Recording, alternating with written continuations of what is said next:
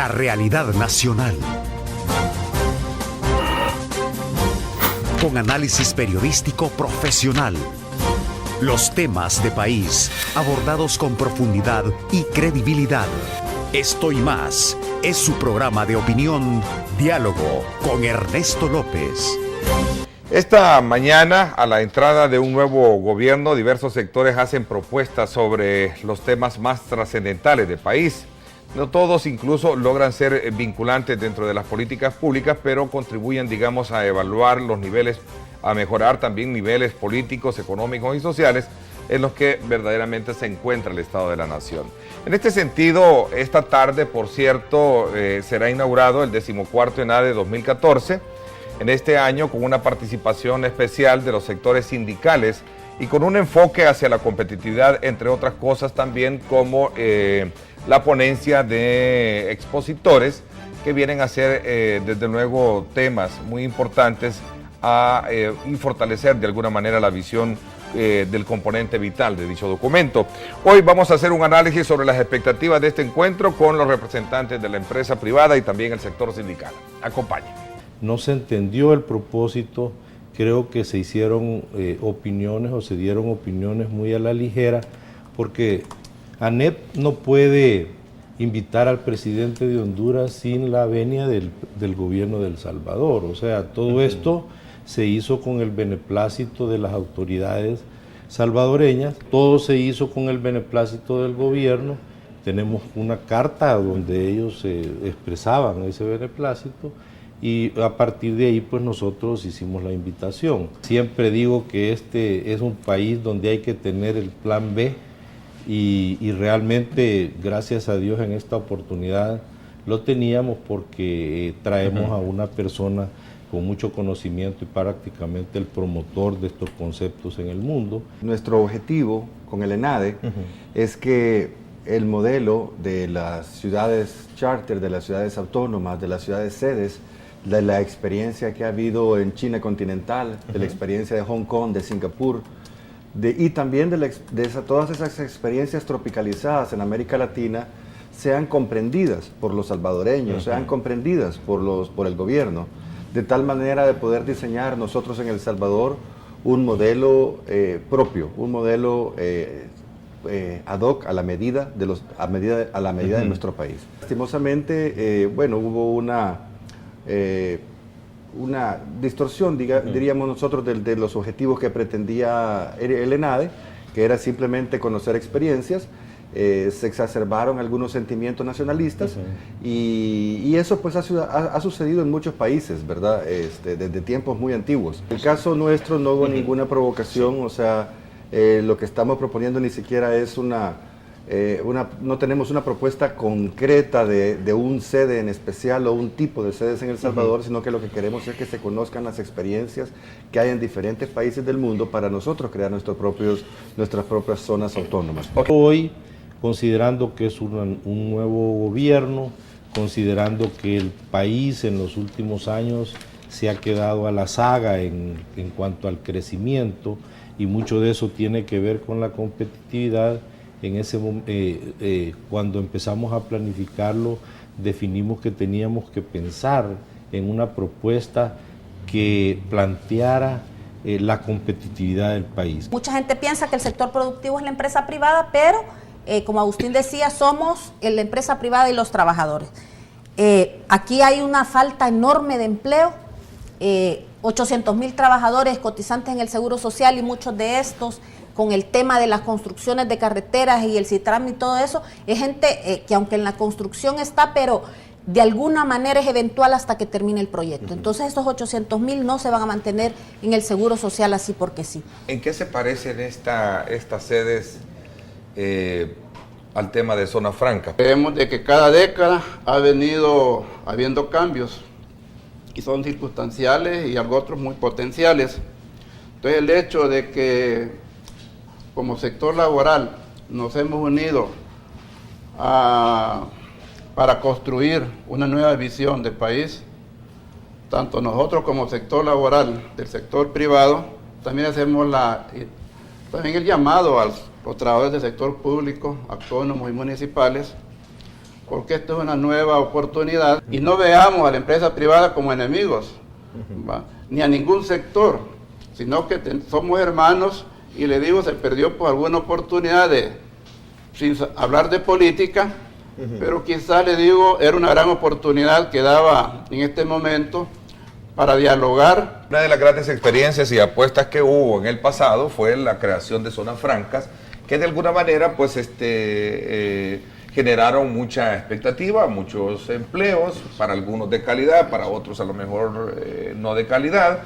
Lo cierto es que hay una experiencia que ya se tiene, para ello se creó todas las condiciones de seguridad jurídica, se creó una ley de zonas francas. ¿En qué se parece? Preguntaba con el propósito, si queremos recoger esto de alguna manera como componente vital del evento ENADE programado para este día y conocer esa experiencia. Franca es un pilar de lo que son las zonas autónomas, que tiene 4 pilares.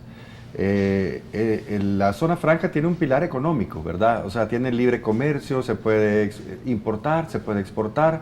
Algunas veces existen incentivos económicos. Al tropicalizarlo en América Latina, los países que están implementando sedes, lo que están permitiendo son sistemas de arbitraje internacional, ¿verdad? De tal manera que los inversionistas puedan tener una mayor seguridad jurídica de que se van a cumplir sus contratos y que estos no van a ser utilizados políticamente. Los sedes, las ciudades charter, las ciudades autónomas, como se le quiera llamar, ¿verdad? No son zonas francas. Las zonas francas son simplemente incentivos económicos, libre comercio. Las zonas sedes, las ciudades autónomas, ni siquiera llevan incentivos fiscales. De lo que se trata es el activo más importante. Bueno, además del activo más importante es el que obviamente son los trabajadores, que van a poder llegar y trabajar en las sedes, van a poder decidir dónde quieren estar, pero el activo es que ahí va a haber seguridad jurídica y que los inversionistas crean, o sea, tengan credibilidad que si hay algún conflicto se va a resolver ante instancias judiciales creíbles e independientes. En la región se están dando ejemplos como el de Panamá, que ha tenido crecimientos del 8 y 9%, mientras nosotros crecemos al 1,5%, 1.7%. Si seguimos así, el país no tiene salida. Se ha sentido un cambio de actitud, falta mucho trecho por recorrer, pero creemos que ese simple cambio de actitud genera un nuevo nivel de confianza. Una de las principales tareas o muestras será este tema que tiene que ver con la reforma fiscal que se discute y una comisión técnica que creo que está trabajando muchísimo en ello, ¿no?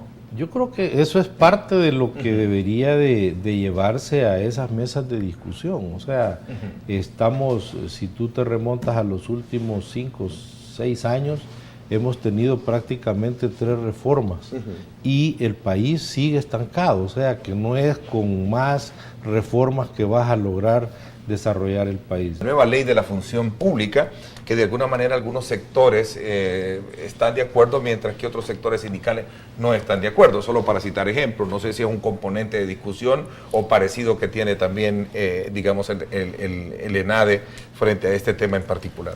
Bueno, la ley de la función pública no está dentro del grupo de leyes que hemos estado revisando con el sector privado, pero sí, como MUSIGES tenemos una posición en el sentido de que es necesario una ley de la función pública, pero una ley de la función pública que venga también a garantizar los derechos de estabilidad laboral, de organización sindical y de negociación colectiva de los empleados y las empleadas públicas. Cuando le piden al ministro de Hacienda la deuda del país, todos los ministros de Hacienda, no solo el ministro Cáceres, sino que todos los ministros de Hacienda dicen, ¿lo quiere con pensiones o sin pensiones? Es que no es con pensiones o sin pensiones. El gobierno le adeuda a los trabajadores casi 6,000 millones de dólares. Y esa es una deuda que tienen que pagar.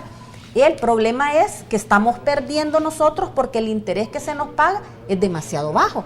Mientras que a los préstamos internacionales se les paga 7, 8%, a nosotros se nos está pagando hoy por hoy menos del 1%. Algunos sectores de alguna manera muestran su apatía a esta discusión, mientras que otros están pujando porque verdaderamente en el país se apruebe esta reforma fiscal. Creo que este tema hubiera sido bien recibido y discutido si ya contáramos con el Consejo Superior del Trabajo. donde está la empresa privada, los trabajadores y el gobierno.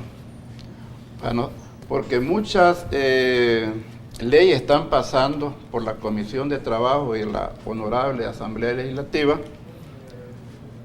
y la desconoce, ¿va?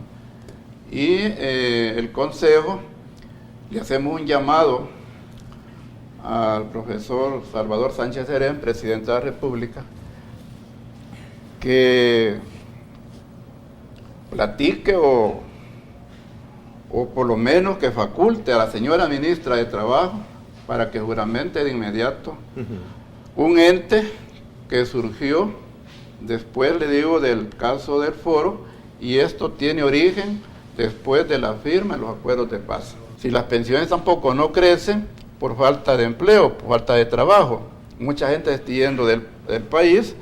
Además de eso, esa deuda la tiene el gobierno, y a cualquier país que vaya a pedir, o a cualquier agencia internacional o bancaria vaya a pedir préstamos, esa deuda de las pensiones que tiene con los trabajadores, eso le va a costar y le va a pesar. Entonces nosotros le decimos que por qué no lo incorpora también al presupuesto de la nación, si ahí incorporan para pagar a los préstamos que tienen con otros países o con otras instituciones financieras a nivel internacional. Tenemos un diálogo bilateral con el sector de gobierno, el cual está caminando muy bien.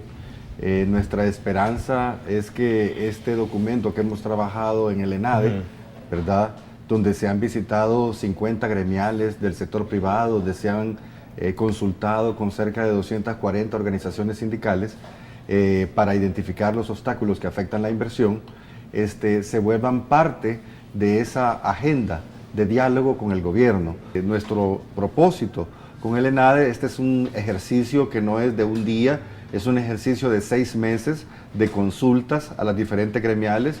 Nos hemos encontrado que los problemas que más afectan a la inversión son los problemas del medio ambiente, los problemas de las aduanas, los problemas de migración, los problemas para abrir una empresa o los problemas para cerrar una empresa. ¿Qué es lo que queremos? Que El Salvador sea competitivo, que El Salvador genere empleos a los trabajadores, genere empleos de calidad, ¿verdad? Empleo decente.